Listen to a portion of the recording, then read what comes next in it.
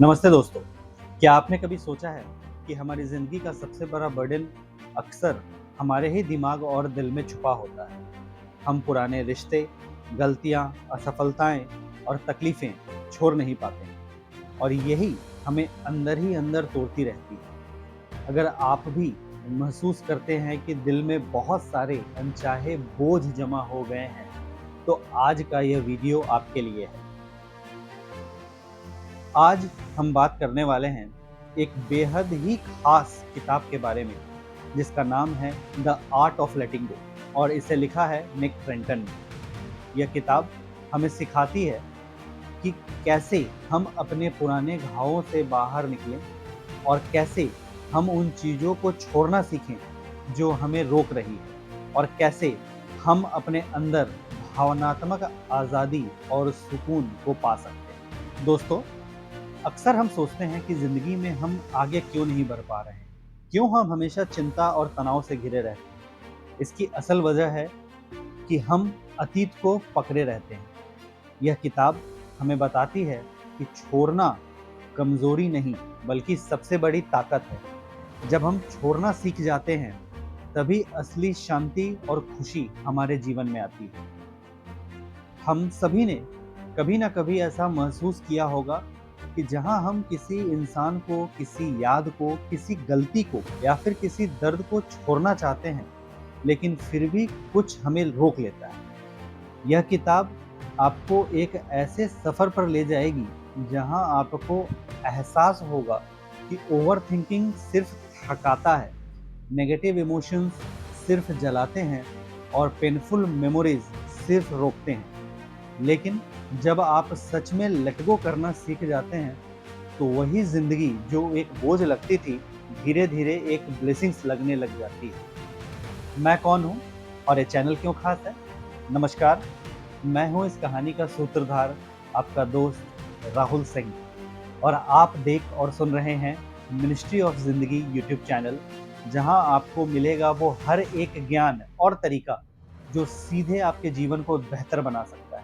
इस चैनल के माध्यम से मैं आपको law of attraction, manifestation and power of mind के बारे में दुनिया में उपलब्ध सारी जानकारियाँ बुक समरी के माध्यम से आपसे साझा करूँगा। मैं आपको वो तरीके भी बताऊँगा जिससे आप अपने जीवन को स्ट्रेस फ्री और जॉयफुल बना पाएँगे और खुलकर अपनी ज़िंदगी को जी पाएँगे और वो सब कुछ हासिल कर पाएँगे जो आप अपने जीवन में चाहते हैं।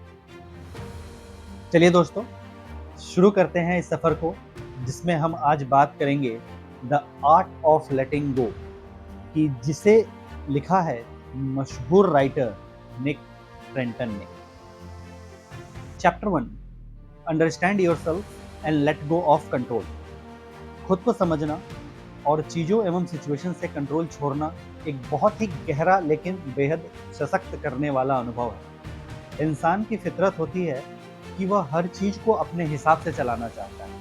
हमें लगता है कि अगर हम किसी भी सिचुएशन पर पूरा कंट्रोल रखेंगे तो हम खुश रहेंगे, लेकिन सच तो यह है कि दुनिया में हर चीज़ को कंट्रोल कर पाना नामुमकिन है। कई बार लोग हमारी उम्मीदों पर खड़े नहीं उतरते, हालात हमारी प्लानिंग के मुताबिक नहीं चलते और चीज़ें वैसी नहीं होती जैसे हमने सोचा था।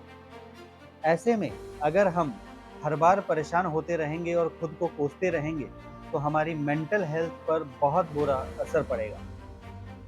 इसके बजाय अगर हम यह स्वीकार कर लें कि कुछ चीज़ें हमारे हाथ में नहीं हैं और हमें बस उन्हें जाने देना चाहिए, तो हमारी ज़िंदगी बहुत ज़्यादा आसान और खुशहाल हो सकती है। इसका सबसे अच्छा उदाहरण यह है कि अगर बारिश हो रही है तो आप उसे रोक नहीं सकते, लेकिन आप छाता लेकर बाहर ज़रूर जा सकते हैं। ठीक इसी तरह अगर कोई इंसान आपकी उम्मीद पर खरा नहीं उतर रहा, तो उसे बदलने की कोशिश करने की बजाय आप अपनी उम्मीदों को सिचुएशंस के अकॉर्डिंग एडजस्ट कर सकते हैं। हम अक्सर अपनी ज़िंदगी में बीते हुए दर्द, अधूरी उम्मीदों और अपनी खुद की कठोर पहचान से चिपके रहते हैं, जिससे हमें दर्द और तनाव ही मिलता है। लेकिन जब हम इन्हें छोड़ना सीख जाते हैं, तो हमारे अंदर एक अलग ही तरह की आज़ादी आ जाती है। अपनी पुरानी तकलीफ़ों उससे चिपके रहने से वे हमें अंदर ही अंदर तोड़ती रहती है, खोखली करती रहती है। खुद को हल्का करने के लिए एंड अपने दिल और दिमाग को खुला रखने के लिए हमें माफ करना और आगे बढ़ना सीखना होगा। यह जरूरी नहीं कि आप सामने वाले को माफ करके उसके साथ फिर से वैसे ही जुड़ जाएं, लेकिन खुद की भलाई के लिए उस दर्द को छोड़ना बहुत जरूरी है। हम में से कई लोग एक निश्चित पहचान से खुद को जोड़ कर रखते हैं। हम सोचते हैं कि हमें हमेशा स्ट्रांग, परफेक्ट या किसी खास तरह का दिखना चाहिए, लेकिन यह सोच हमें सीमित कर देती है। हमारी असली पहचान किसी एक विफलता या सफलता से तय नहीं होती, बल्कि हम हर दिन खुद को नए तरीके से ढाल सकते हैं। अगर हम खुद को एक फ्लेक्सिबल आइडेंटिटी के साथ देखना शुरू करें, हम बदलाव को अपनाने के लिए तैयार हों, तो हमारी जिंदगी बहुत ज्यादा खूबसूरत और आसान हो सकती है। खुद को बेहतर तरीके से समझने का सबसे अच्छा तरीका है कि हम अपनी फीलिंग्स को देखें। कौन सी चीज से हम बहुत खुश होते हैं, कौन सी चीज हमें दुखी करती है। जब हम गुस्सा होते हैं तो क्या हमारे अंदर कोई अधूरी चाहत होती है जो पूरी नहीं हो रही होती?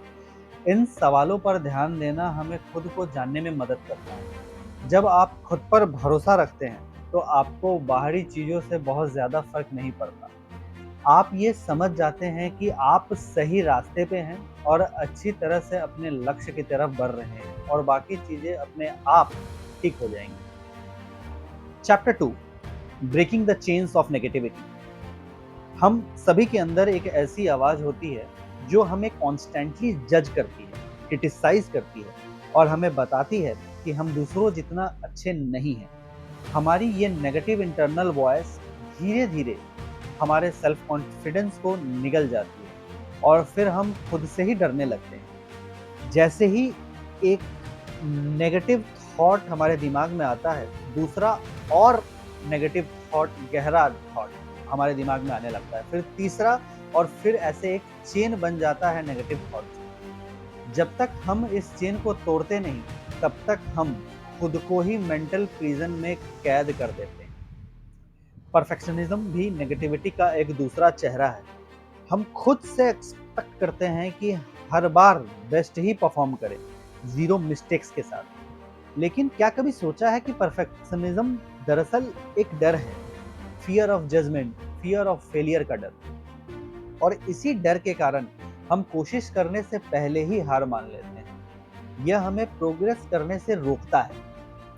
हमारी जिंदगी में जो सबसे बड़ी चीज हमें आगे बढ़ने से रोकती है, वह हमारे खुद के बिलीफ्स होते हैं। यह बिलीफ्स बचपन से बनते हैं, समाज, परिवार, दोस्त और हमारे खुद के एक्सपीरियंस से। कुछ बिलीव्स हमें आगे बढ़ने में मदद करते हैं, लेकिन कुछ बिलीव्स ऐसे होते हैं जो हमें अंदर से कमजोर बना देते हैं। इन्हें हम लिमिटेड या नेगेटिव बिलीव्स कहते हैं। ये लिमिटेड या नेगेटिव बिलीव्स हमारी ज़िंदगी में इस तरह घर कर जाते हैं कि हमें पता भी नहीं चलता कि कैसे ये हमारी anxiety, over thinking and depression की असली वजह बन जाती है। लेकिन अगर हम इन बिलीव्स को पहचानें और इन्हें चैलेंज करें, तो हमारी सोच बदल सकती है और एक ज़्यादा पॉजिटिव माइंडसेट हमारे अंदर डेवलप हो सकता है। निगेटिव बिलीव्स कोई सच्चाई नहीं होते, ये बस हमारे दिमाग में बनी कहानियाँ होती हैं। हमें खुद से पूछना होगा कि क्या यह सच में सही है? क्या मेरे पास कोई सॉलिड प्रूफ है कि ये नेगेटिव बिलीव्स परम सत्य है, या यह बस मेरे दिमाग के बनाए हुए डर की उपज है? अच्छी खबर यह है कि हम इस बिलीफ पैटर्न को बदल सकते हैं। न्यूरोसाइंस बताता है कि हमारा दिमाग फ्लेक्सिबल होता है, जिसे न्यूरोप्लास्टिसिटी कहते हैं। इसका मतलब यह है कि अगर हम अपनी सोच को बार बार बदलने की कोशिश करें, तो नया माइंडसेट डेवलप किया जा सकता है।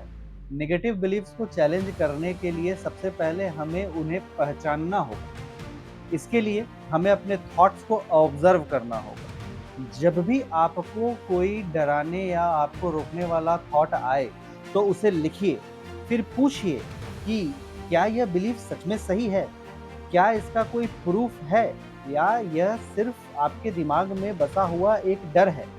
क्या आप इसे दूसरे के नज़रियों से देख रहे हैं या खुद की नज़र से देख रहे हैं? नेगेटिव बिलीफ्स को बदलने के लिए हमें नए पॉजिटिव बिलीफ्स बनाने होंगे। इसके लिए पॉजिटिव अफ़र्मेशंस बहुत काम आती हैं। जैसे आप खुद से कहिए कि मैं अपने डर से बड़ा हूँ, मैं अपनी सोच बदल सकता हूँ, मैं कॉन्फिडेंट हूँ और मुझ में सफलता पाने की ताकत है, मुझे खुद पर भरोसा है।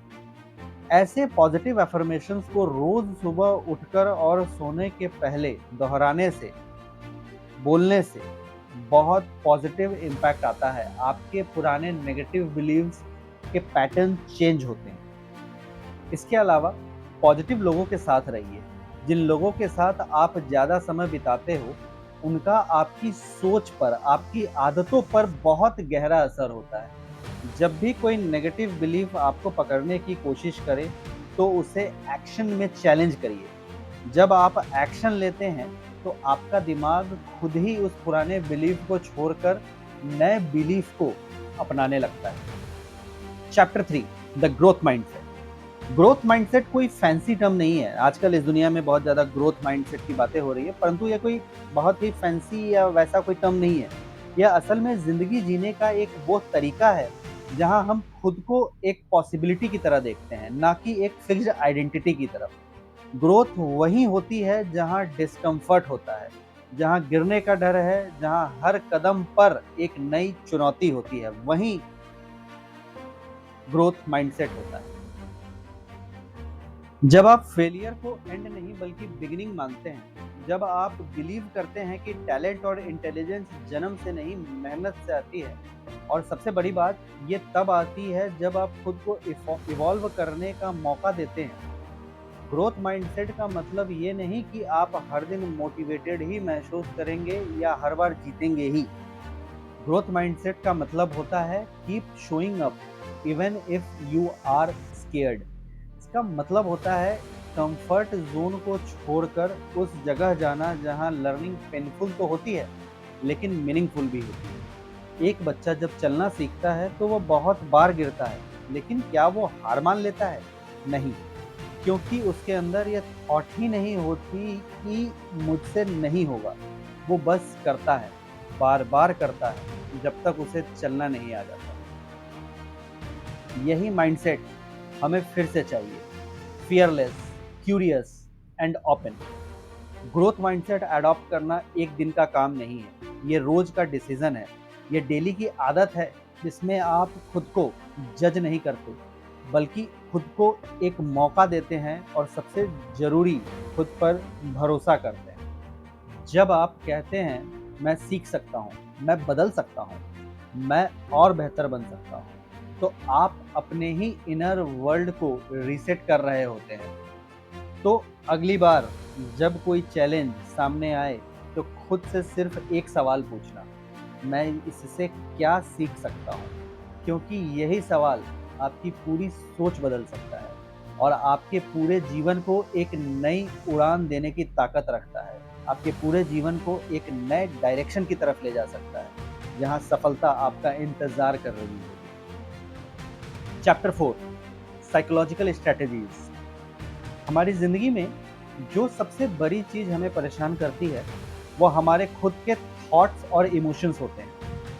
कई बार हम अपने ही ख्यालों में उलझ जाते हैं और उन्हें अच्छा या बुरा लेबल करने लगते हैं। लेकिन क्या कभी सोचा है कि अगर हम अपने विचारों और भावनाओं को बिना किसी जजमेंट के देखें तो क्या होगा? इसे कहते हैं non judgmental observation. Non judgmental observation एक ऐसा तरीका है जिससे हम अपने दिमाग को ज़्यादा शांत, क्लियर और बैलेंस्ड बना सकते हैं। मान लो कि आप एक नदी के किनारे बैठे हुए हैं और पानी बह रहा है। अब पानी के साथ कुछ सूखी पत्तियां बहकर आ रही हैं, कुछ फूल भी आ सकते हैं और कभी-कभी कचड़ा भी आ सकता है। अगर आप हर चीज को पकड़ने लगें तो क्या होगा? आप उलझ जाओगे, परेशान हो जाओगे। लेकिन अगर आप सिर्फ उसे बहते हुए देखो, बिना कुछ सोचे, बिना कुछ पकड़े, तो क्या होगा? आप शांत रहोगे। यही तरीका हमें अपने थॉट्स एंड इमोशंस के साथ अपनाना है। उन्हें बस आते-जाते देखना है, बिना यह कहे कि वे अच्छे हैं या बुरे। जब हम अपनी भावनाओं को बिना किसी जजमेंट के साथ देखना सीख जाते हैं, तो हम उन पर बेहतर तरीके से काबू पा सकते हैं। इससे हमारी डिसीजन मेकिंग भी बेहतर होती है। जब हमारा दिमाग क्लियर होता है और हम अपनी भावनाओं में उलझे बिना कोई फैसला लेते हैं, तो वह ज़्यादातर सही होता है। आप इसे कुछ इस तरह से प्रैक्टिस कर सकते हैं, जैसे माइंडफुल ब्रीदिंग के थ्रू बस कुछ मिनटों के लिए अपनी सांसों पर ध्यान दीजिए। जर्नलिंग के थ्रू अपनी फीलिंग्स को लिखिए, बिकॉज अपने फीलिंग्स को लिखने से आपको क्लैरिटी मिलती है। नेचुरल ऑब्जर्वेशन, प्रकृति और उसके नियम को बिना किसी लेवल के ऑब्जर्व करना दिमाग को शांत करता है। एंड फाइनली मेडिटेशन के थ्रू रोज 10 से 15 मिनट के लिए ध्यान करना, जिसमें आप सिर्फ अपने थॉट्स को देखने की प्रैक्टिस करें और अपने सांसों पे फोकस करें। इन 4 तरीकों के थ्रू आप अपने डिसीजन मेकिंग को बेहतर बना सकते हैं, अपने माइंड को क्लैरिटी दे सकते हैं। ब्रेन डंपिंग, हमारा दिमाग हर वक्त हजारों थॉट्स से भरा रहता है। जब यह सारी बातें दिमाग में इकट्ठा होती रहती हैं, तो हमारा माइंड एक भारी बोझ जैसा लगने लगता है। इस क्लटर को साफ करने के लिए एक बहुत ही सिंपल लेकिन पावरफुल तरीका है, जिसे हम ब्रेन डंपिंग कहते हैं। यह एक ऐसी तकनीक है, एक ऐसा टेक्निक है, जिसमें हम अपने दिमाग में चल रही हर चीज को बिना किसी रोक टोक के लिख देते हैं। इससे हमारा दिमाग हल्का हो जाता है, हमारे इमोशंस बाहर निकल जाते हैं और हमें क्लैरिटी मिलती है। यह ठीक वैसे ही है जैसे लैपटॉप की रैम खाली करना। ब्रेन डंपिंग का सबसे बड़ा फायदा यह है कि इससे हम अपने निगेटिव इमोशंस को इफेक्टिवली रिलीज कर पाते हैं। ब्रेन डंपिंग को और भी इफेक्टिव बनाने के लिए आप ये टेक्निक्स अपना सकते हैं, जैसे नंबर 1, फ्री राइटिंग। बस पेन और पेपर लीजिए और बिना रुके अपने दिमाग में आने वाले थॉट्स को लिखना शुरू कर दीजिए। Number 2, categorised brain dumping. अपने थॉट्स को अलग अलग कैटेगरी में डिवाइड कर सकते हैं। Third, mind mapping. अगर आपको लिखने में मज़ा नहीं आता, तो आप माइंड मैप्स बना सकते हैं, जैसे एक थॉट से दूसरे थॉट कैसा आया, दूसरे से तीसरा कैसा आया, इसे माइंड मैपिंग कहते हैं। चौथा, नाइट टाइम ब्रेन डंप। सोने से पहले ब्रेन डंपिंग करना बहुत इफेक्टिव होता है। आप वो तरीके यूज कर सकते हैं, like mind mapping and all. Gratitude brain dump, सिर्फ प्रॉब्लम्स और चिंता को ही नहीं, बल्कि अपनी ब्लेसिंग्स और अचीवमेंट को भी लिखें अगर हो सके तो। रात में सोने से पहले या सुबह उठने के बाद आप अपने ग्रेटिट्यूड, अपने को ब्लेसिंग्स को लिखिए। आपको लाइफ में भगवान ने, ईश्वर ने, इस यूनिवर्स ने जो भी आपको प्रोवाइड किया, उसके लिए थैंकफुल होने, ये आप लिखिए। सेल्फ डिस्टेंसिंग, यह एक टेक्निक है जिसमें हम अपनी इमोशंस को कंट्रोल करना और सिचुएशंस को एक ज़्यादा बैलेंस पर्सपेक्टिव से देखना सीखते हैं।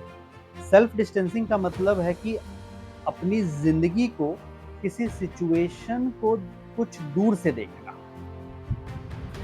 इमेजिन करो, आपका कोई बहुत करीबी दोस्त आपकी ही तरह की परेशानी में है और वह आपसे सलाह मांग रहा है। आप उसे क्या सलाह देंगे? जाहिर है कि आप उसे काम होकर लॉजिकल तरीके से एक बैलेंस्ड एडवाइस देंगे। लेकिन जब वही बात खुद के साथ होती है, तो हम इतने ज़्यादा इन्वॉल्व हो जाते हैं कि क्लैरिटी के साथ सोच ही नहीं पाते। जब हम किसी सिचुएशन को फर्स्ट पर्सन के नज़रिए से देखते हैं, तो हम उसमें पूरी तरह डूब जाते हैं। लेकिन अगर हम उसे थर्ड पर्सन के नज़रिए से देखें, तो हमें ज़्यादा क्लैरिटी मिलती है। इसका एक सिंपल तरीका यह है कि जब भी आप किसी परेशानी में फंसे हों, तो खुद से ये मत पूछिए कि मैं इस सिचुएशन में क्या करूं, बल्कि यह पूछिए कि अगर कोई और इस सिचुएशन में होता, तो मैं उसे क्या सलाह देता। सेल्फ डिस्टेंसिंग की प्रैक्टिस करने के लिए आप इन टेक्निक्स का इस्तेमाल कर सकते हैं। Number 1, third person thinking. अपनी सिचुएशन को थर्ड पर्सन पर्सपेक्टिव से देखने की कोशिश करो। नंबर 2, जर्नलिंग, अपनी फीलिंग्स को कागज पर लिखिए। एंड नंबर 3, विजुअलाइजेशन, इमेजिन करिए कि आप किसी मूवी को देख रहे हैं और उसमें हीरो आप हैं, खुद को देखिए और विजुअलाइज करिए। Slow breathing and meditation, deep breathing या मेडिटेशन करिए। डिस्कसिंग विद समवन एल्स, अपनी प्रॉब्लम्स को अपने किसी खास, बहुत ही खास के साथ डिस्कस करिए। एक्सटर्नलाइजेशन, इसका मतलब होता है अपने नेगेटिव थॉट्स और इमोशंस को अपनी आइडेंटिटी से अलग करना। जैसे मैं ओवर थिंकर हूँ कहने की बजाय आप कहें कि मैं अभी ओवर थिंक कर रहा हूँ। फर्क छोटा लगता है, लेकिन यही अंतर तय करता है कि आप अपने इमोशन के गुलाम हैं या मालिक। जब हम अपनी फीलिंग्स को अपने आइडेंटिटी बना लेते हैं तो हम खुद को एक ही फिक्स्ड फ्रेम में बांध लेते हैं। लेकिन जब हम उन्हें ऑब्जेक्ट की तरह ऑब्जर्व करते हैं तो हमें यह समझ आता है कि यह फीलिंग्स परमानेंट नहीं है, यह बस कुछ गुजर जाने वाले बादल हैं। सेल्फ कॉम्पैशन, जब आप खुद को वह बातें बोलते हैं जो आप अपने किसी प्यारे दोस्त से कहते हैं, जैसे कि इट्स ओके, तुम ह्यूमन हो और तुमसे भी गलतियां हो सकती हैं, बट तुम बुरे इंसान नहीं हो। हम दूसरों को कंफर्ट देना जानते हैं लेकिन खुद को नहीं, और यही कमी हमें अंदर ही अंदर खोखला कर देती है। सेल्फ कॉम्पैशन कोई वीकनेस नहीं है, यह वह स्ट्रेंथ है जो आपको खुद से जुड़ने में मदद करती है, चाहे हालात कैसे भी हों। Chapter 5, moving beyond hurt and forgiveness. कभी कभी हमारे ज़िंदगी में ऐसे मोड़ आते हैं जहाँ लगता है कि अब कुछ भी पहले जैसा नहीं रहेगा। दिल टूट जाता है, भरोसे बिखर जाते हैं और हमें समझ नहीं आता है कि आगे कैसे बढ़ें। सबसे अजीब बात तो यह होती है कि जब कोई हमें तकलीफ देता है तब हम किसी न किसी तरह सह लेते हैं, मगर जब वह इंसान हमें छोड़कर चला जाता है तब तकलीफ की गहराई समझ में आती है, और वहीं से शुरू होता है ऐसा इमोशनल स्ट्रगल जिससे बाहर निकलना आसान नहीं होता। लेटिंग गो ऑफ का मतलब ये नहीं कि आपको वीक समझा जाएगा, इसका मतलब होता है आपने खुद के पीस को प्रायोरिटी देना सीख लिया है, खुद को शांत रहने को प्रायोरिटी देना सीख लिया है। क्योंकि जब तक आप उस दर्द को पकड़ कर बैठे रहेंगे तब तक वह अंदर ही अंदर आपको कंज्यूम करता रहेगा और आपको कमज़ोर कर देगा। फॉरगिवनेस यहाँ एक जादू की तरह काम करता है, लेकिन ध्यान रहे, फॉरगिवनेस का मतलब सामने वाले को सही ठहराना नहीं है। इसका मतलब है उस दर्द को अपने सिस्टम से रिलीज करना, ताकि आप फिर से सांस ले सकें, फिर से खुलकर जी सकें, ताकि आपकी आज की ज़िंदगी उस एक इंसान की परछाई में न रह जाए। रिसेंटमेंट एक साइलेंट पॉइजन की तरह होता है, वह धीरे धीरे आपकी एनर्जी, आपकी खुशी और आपका कॉन्फिडेंस एंड ट्रस्ट खा जाता है।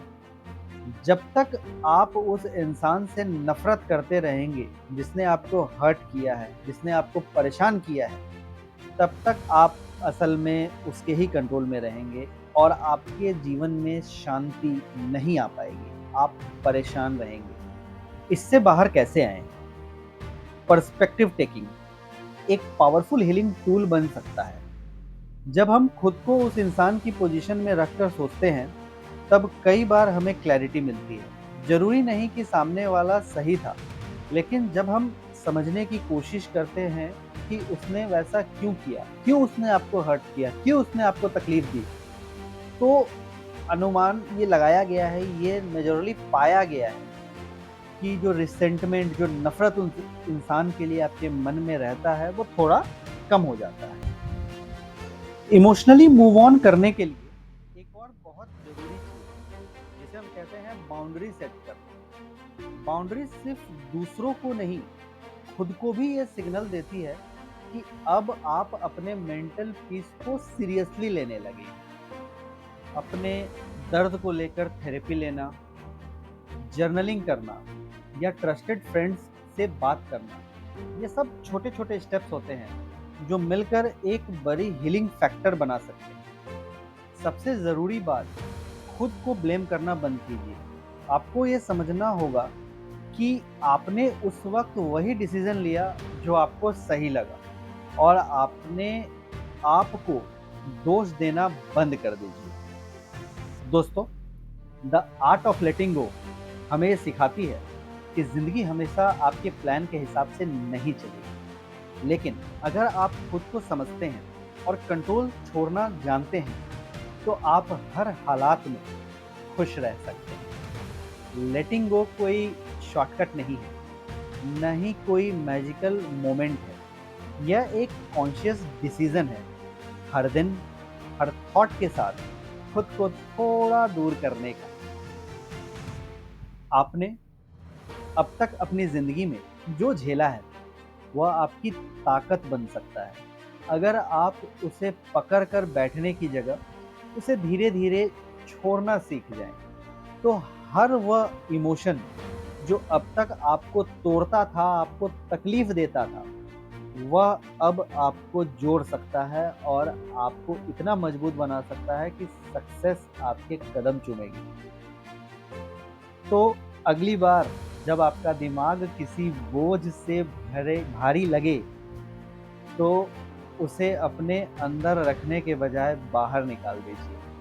अपने थॉट्स एंड बिलीफ को लिखिए, बिना रुके, बिना सोचे, और देखिए कि आपका माइंड कैसे फ्री और रिलैक्स्ड महसूस करता है। याद रखिए, आप अभी जिस भी वर्ज़न में हैं, वह आपका फाइनल वर्ज़न नहीं है।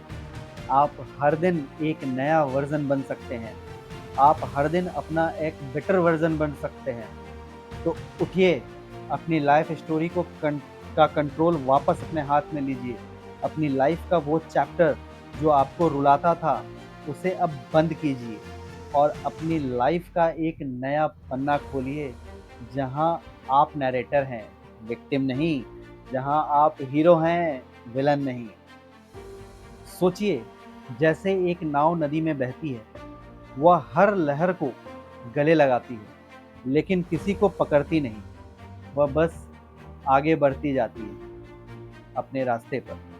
ठीक वैसे ही लेटिंग गो हमें ज़िंदगी की लहरों पर बहना सिखाता है, हर अनुभव को स्वीकार करना सिखाता है और अपने सफ़र पर आगे बढ़ते रहना सिखाता है। धन्यवाद दोस्तों, मुझसे जुड़ने के लिए। आप सभी को जीवन की सारी डिज़ायर्ड खुशी, आनंद, प्यार और धन प्राप्त करने के लिए बहुत बहुत शुभकामनाएँ। तो दोस्तों, यह कुछ इम्पोर्टेंट पॉइंट्स थे the art of letting go book की, जो मैंने आपके साथ शेयर किए। अगर आप यह किताब खरीदना चाहते हैं, तो इस किताब का लिंक मैं डिस्क्रिप्शन बॉक्स में डाल दूँगा। दोस्तों, मुझे उम्मीद है कि आपको यह वीडियो बहुत पसंद आई होगी। आपको यह वीडियो या बुक समरी कैसी लगी, प्लीज़ कमेंट सेक्शन में ज़रूर बताएं। अगर आपको इस वीडियो से कुछ भी वैल्यू मिली हो, तो इसे लाइक करें और अपने जानने वालों के साथ भी शेयर करें, जिन्हें आप द आर्ट ऑफ लेटिंग गो की पावर से रूबरू कराना चाहते हैं। अगर आप इस चैनल पे नए हैं, तो प्लीज़ इस चैनल को, द मिनिस्ट्री ऑफ ज़िंदगी को, ज़रूर सब्सक्राइब करें। इस चैनल पर मैं आपको रेगुलरली ऐसी किताबों की समरी देता हूँ जो law of attraction, manifestation, mind की पावर के बारे में होता है। आपका सपोर्ट ही मुझे मोटिवेशन देता है कि मैं आपके लिए और भी ज़्यादा पावरफुल बुक समरीज़ लाता रहूँ। धन्यवाद दोस्तों, और मिलते हैं अगले वीडियो में एक और ऐसी किताब के साथ जो आपकी ज़िंदगी बदल सकती है। It's Rahul Singh signing off. Thank you दोस्तों।